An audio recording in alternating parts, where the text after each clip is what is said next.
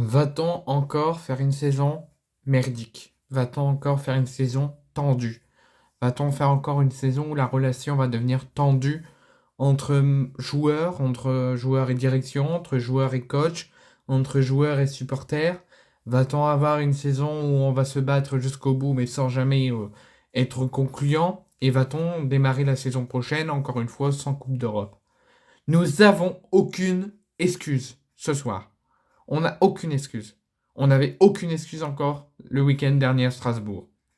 On ne joue pas de Coupe d'Europe. Déjà, nous, on devient la risée du football français. De ne pas jouer de Coupe d'Europe et de se faire lâcher et insulter semaine après semaine. Dès qu'il y a des Coupes d'Europe et que les clubs français la jouent, on se fait souvent dire ouais, l'OM est où? L'OM ne joue pas. Parce que pour l'instant, l'OM ne la mérite pas. Faut dire les termes. Ça fait mal d'entendre les gens critiquer mon club, insulter mon club, cracher sur mon club, alors que d'autres arrivent à faire beaucoup moins de ce que l'OM a réussi à faire plus. Mais là, pour l'instant, l'OM m'a déçu ce soir. Je pars en 15 jours de trêve très furieux. Déjà, je suis énervé contre les abusives trêves internationales et les nombreuses trêves internationales. Et ça m'énerve et j'espère qu'un jour ça disparaîtra.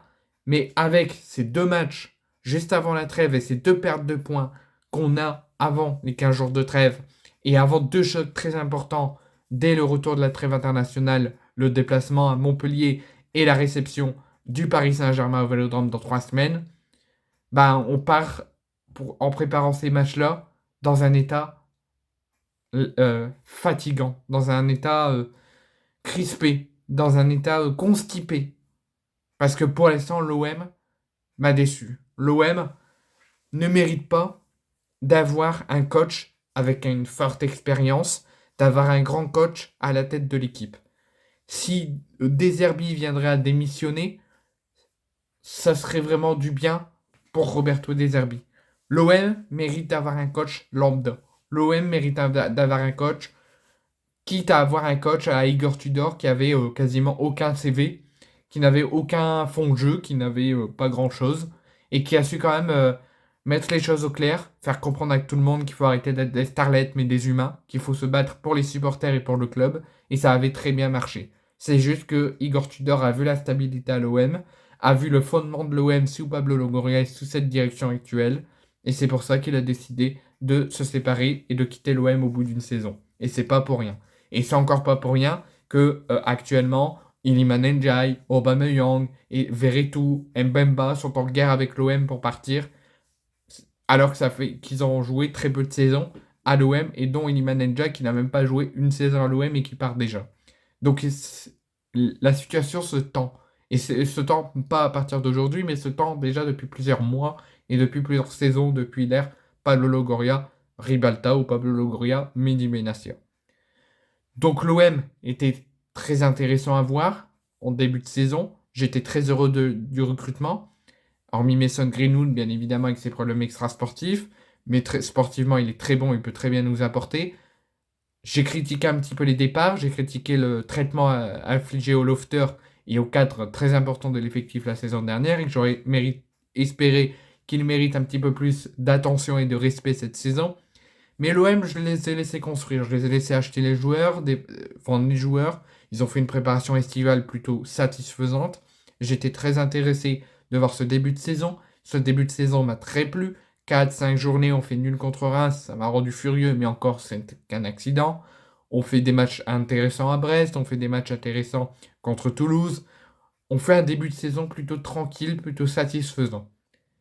Mais là, ça devient grave. Là, on retombe dans nos travers des dernières saisons, avec plein de défaillances, plein de lacunes défensives. On laisse trop de contre-attaques, on laisse trop le ballon passer, on met aucun pressing, on ne sait pas ce qu'on doit faire avec le ballon dès qu'on attaque, on ne produit aucun fond de jeu, on met aucune agressivité, aucune intensité. C'est ce qui s'est passé à Strasbourg. Encore plus à Strasbourg que ce soir, et ce qui s'est récidivé ce soir au Vélodrome devant notre public contre Angers, qui, je répète, est une équipe de Ligue 2 et une équipe de Lanterne Rouge.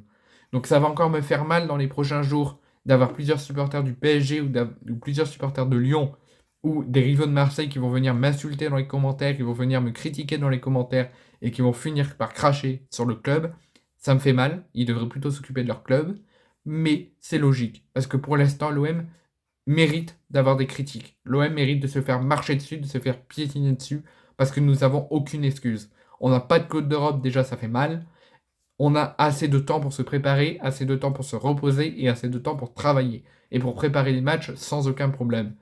En 6 journées, en 7 journées, on n'aurait dû pas avoir 7 matchs, 4 victoires, 1 nul, 2 nuls, une défaite. On devrait avoir au moins 6 victoires. Parce qu'on a les joueurs pour, on a le calibre pour, on a la confiance pour, on a l'équipe collective pour, on a un coach avec un fort expérience, on a construit une équipe de battants et de forts en caractère, qui mérite d'aller en Ligue des Champions la saison prochaine, qui mérite de lutter avec le PSG pour le titre, qui mérite d'être deuxième à la fin de la saison.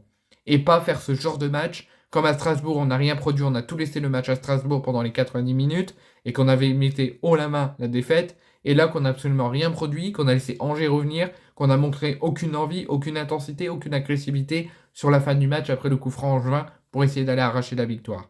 Certes, il y a eu encore des polémiques arbitrales, mais ça, c'est pas une excuse. Faut arrêter d'en parler.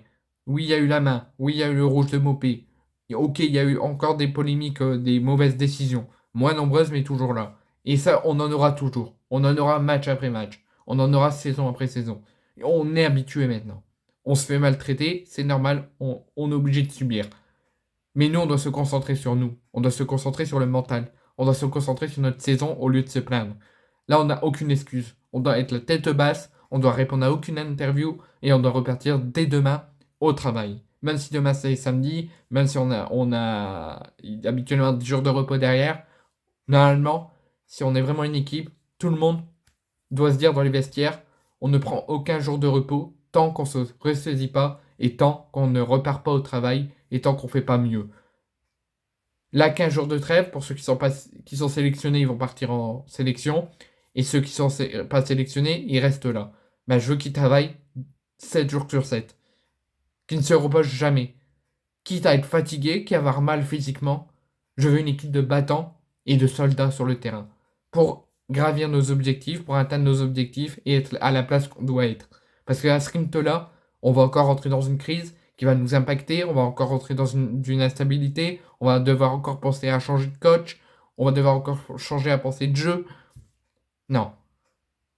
Et ça, il n'y a pas que ça aussi. Pourquoi Hochberg a été en défense à Strasbourg? Pourquoi Kondogbia était en défense centrale alors que c'est pas leur poste ce soir? Parce que l'OM a très mal géré ses lofters. Chancel Mbemba doit être gardé comme cadre depuis longtemps. Il y aurait dû jamais avoir ce problème cet été. Il aurait dû jouer depuis le premier match de préparation et on n'aurait pas eu ce genre de problème. Actuellement, Bamo Meïté est blessé.